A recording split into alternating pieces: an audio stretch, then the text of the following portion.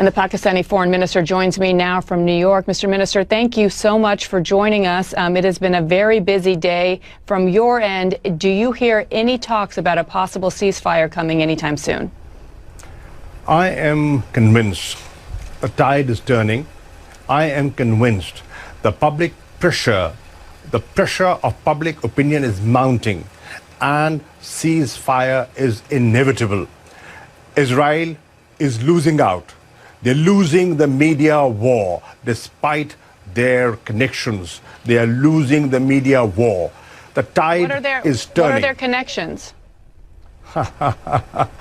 Deep pockets. What does that mean? Well, they're very influential people. I mean, they control media. I would call that an anti-Semitic remark. Well, you see, the point is they have a lot of influence and they get a lot of coverage.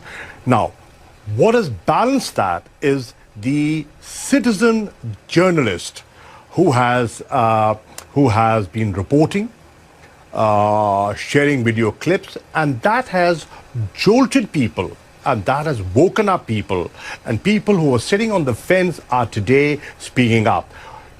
Do you see how in different capitals of the world, in London, in Madrid, in Michigan, Chicago, every place from Sydney to the European capitals, people have come out and saying, put an end to this insanity. They're calling for an immediate ceasefire. Now, the Security Council has failed in forging a joint statement and coming out with a joint statement and forging a consensus. The General Assembly today is giving a clear message to the Security Council. It is your prime responsibility to ensure peace and security. Please live up to the UN Charter. But, Mr. Ambassador, can we not separate the fact that there are calls for peace and for equal human rights for both sides, for Palestinians and for Israelis, without anti-Semitic talk and rhetoric? And we are seeing an increase in anti-Semitism throughout the world. Many of these protests are showing signs and images of anti-Semitism as well. Shouldn't you be condemning that?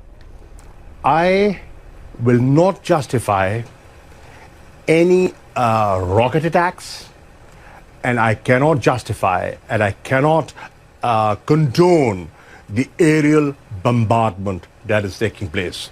But what about anti-Semitism? And what about Hamas's role in stopping the rockets?